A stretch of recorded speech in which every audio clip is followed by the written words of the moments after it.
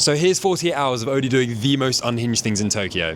And yes, that is a vending machine behind me full of used underwear. This could be a weird video. So since moving here, I've been blown away on an incredibly consistent basis as to how different life is here than back home. And, you know, when I moved here, I said that I would try absolutely everything that I possibly could. And that includes some of the things that I, as a Brit, would class as extremely unhinged. So yeah, let's go and do some of that.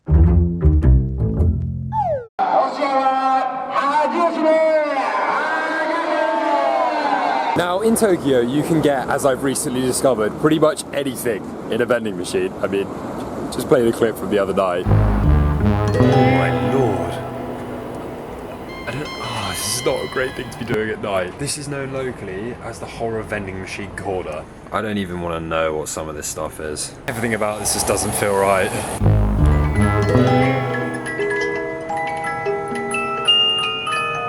The craziest part about these boxes with all the weird writing all over is that they've been known to contain used underwear. What can I say? Absolutely gutted that I didn't bring cash this evening. I mean, yeah, I still feel a bit unclean from that, but this morning we're gonna try and keep it a little bit more simple and also hopefully more PG. And we're gonna be getting breakfast from a vending machine.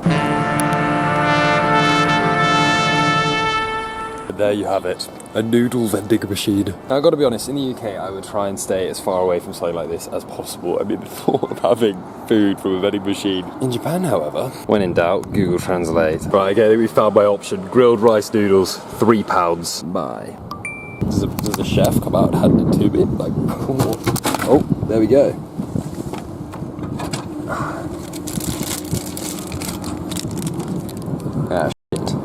They're frozen. Okay, well, that makes a lot more logistical sense now. Right, well, I do feel a little bit underwhelmed because I know for a fact you can get hot drinks. So we're gonna get a hot drink as well, which we can do on the go. The fact that this tea is actually warm is insane. Anyways, let's go and enjoy the noodles. Not bad, not bad. Next stop, a Tokyo cafe. What could possibly be weird about that? Now, this cafe is unlike anything that I've ever been to. The concept, experiencing life through the lens of a Japanese child.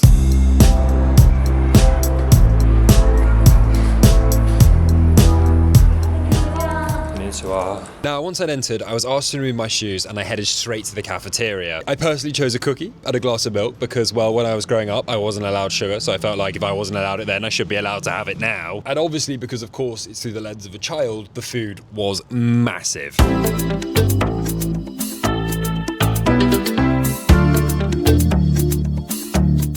Well, I didn't say I would try anything, right?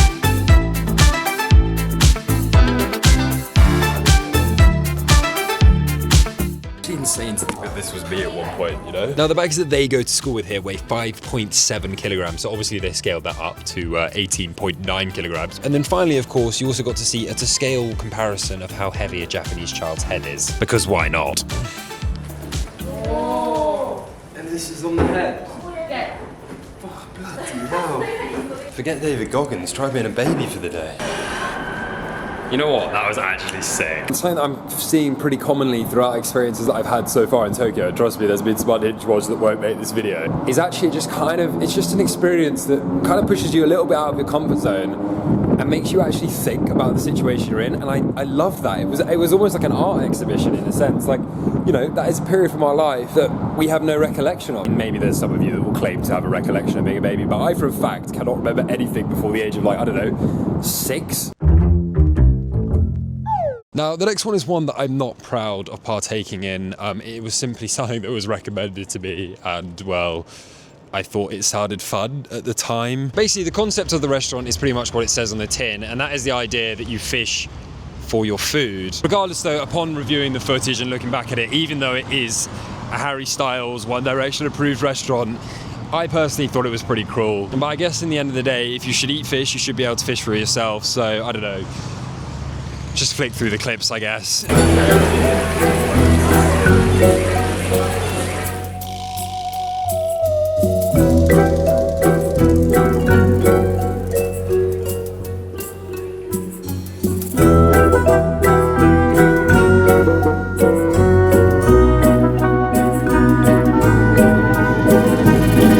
actually feel like I might cry. Like I don't really know what it is about it. Like, at first I was like, oh, this is really fun, and then I get here and like the fish is. I guess this goes on like when they're fishing anyway. Like this is how my fish arrives to me, whether it's in the supermarket or after I fish for it here and on my plate. But I don't know if I'm enjoying it a lot anymore. As if One Direction have been As culture shocks go, that was pretty shocking.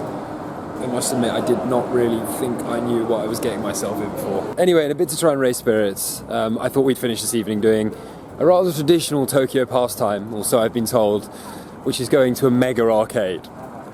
Which on paper sounds incredible. Now, the next stop, because I was very much in need of cheering up at this point, was the arcade. And if you know anything about Japan, you will know the fact that, well, arcades are incredibly popular here. Now, unlike in the West, where the at-homes game console took over and everyone kind of forgot about arcades and they became somewhat redundant, in Japan, the approach to them couldn't be any more different. And they are seen as social hubs where you can go and see friends, hang out, and most of all, play UFO catchers. I mean, the obsession they have with claw machines here is unlike anything I've ever seen in my entire life. I mean, there's actually one arcade in Shinjuku that has 477 of them, which on paper sounds like a lot of fun, but well, I'm not particularly great at them. I present to you Namco, which according to Google is one of the largest arcades in Tokyo.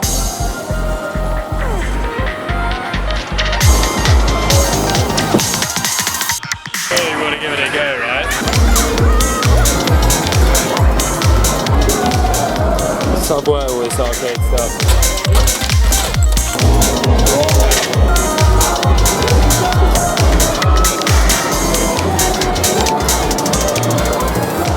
Ladies and gents, you can't lose if you don't quit.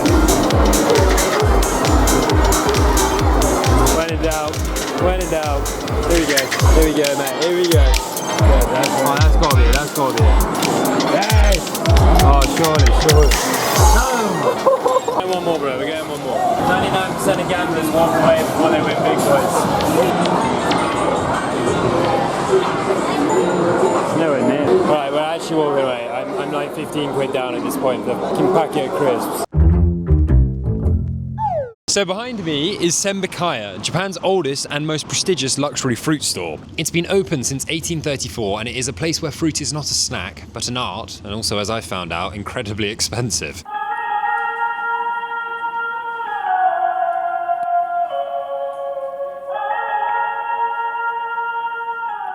By the way, for those of you who aren't so sure, the yen into pound conversion, it's about £225 for a mango, an individual mango. It's not like the whole collection, it's just one. Regardless though, this is what we're after today, a £100 melon. There's good financial decisions and then there's really, really bad ones. And unfortunately I think that this is one of the really, really bad ones, but in the name of science, am I right? Now, this particular melon that I've currently got sat in my fridge comes in at £130. It's actually so expensive that it came with entire instructions on how to eat it. So it's currently been sat in the fridge for 2 hours before eating on the day that it is specified that it has to be eaten. The fact that the fruit here comes as certificates is crazy. Look how beautiful she is. It's actually such a crime that I'm going to be eating this with a kitchen knife.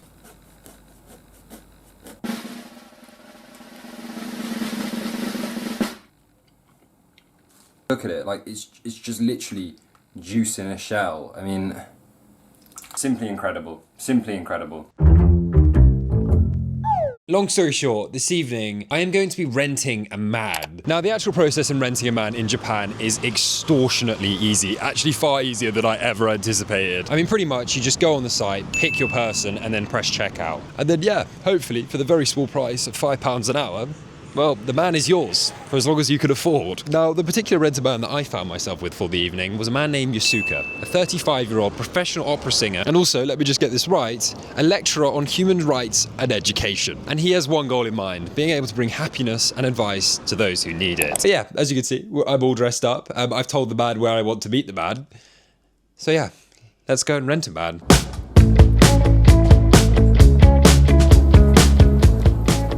This is such a weird feeling. It kind of feels like I'm going on a first date. Oh, I don't know if I'm excited or in it.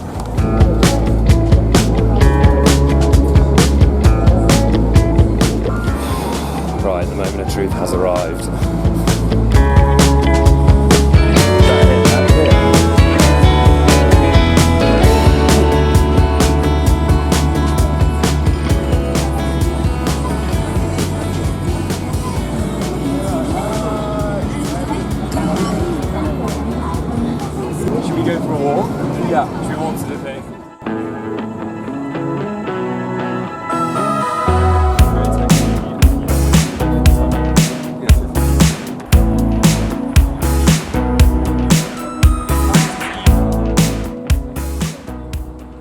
know from the outside the idea of renting a man might seem rather extreme, but in an era where male loneliness has become an epidemic, the work that people like Yusuke do truly saves lives. Even as a man who only speaks to his mum and his girlfriend on a daily basis, human interaction is super important, and getting to know him and his reasoning behind it was truly beautiful. Anyways, time for karaoke. Right, there's a karaoke shop there.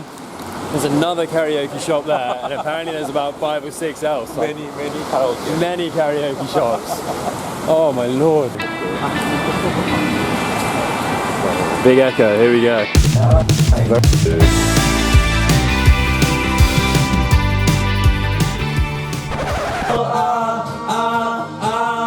As you should have brought the sky. Yeah. Unreal, you're so good. Man. Unreal. Unreal. So I good. love this song. It's a great so song, much. man. Honestly, this has actually been one of the best things I've done. Full stop. Like, sometimes you just gotta get out there and do random things, man. Like, who'd have thought? Honestly, who would have thought? And this has just been... I don't know what... It's been one of the best evenings I've had in a long, long time. Like, yeah. Sometimes you gotta get out and just do things that are way out of your comfort zone, and you will have so much fun. Like, I've had so much fun. Thank you, man. Thank you so much. Honestly, I actually loved today. So thank you. I don't know. How do you say goodbye in Japan? Is it just Bye bye. just bye bye? Bye. No hugging? So Japanese people so No hugging. shy. Okay, man. All right. Well. But I'm not shy, so say please hug. Thank you. Thank you, man. Arigato. Hands down, one of the most random and best experiences of my life. Who knew that all I needed was to go to Tokyo and do karaoke with a man that I'd never met before? Unreal.